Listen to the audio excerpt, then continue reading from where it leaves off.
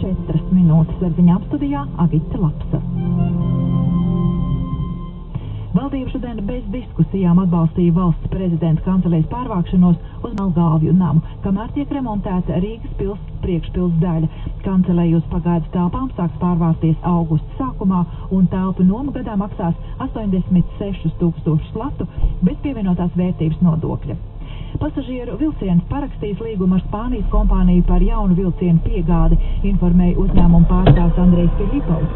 Vakarā uz Spāniju, lai parakstītu līgumu, devies uzņēmuma valdes priekšsēdētājs Nils Freivalds.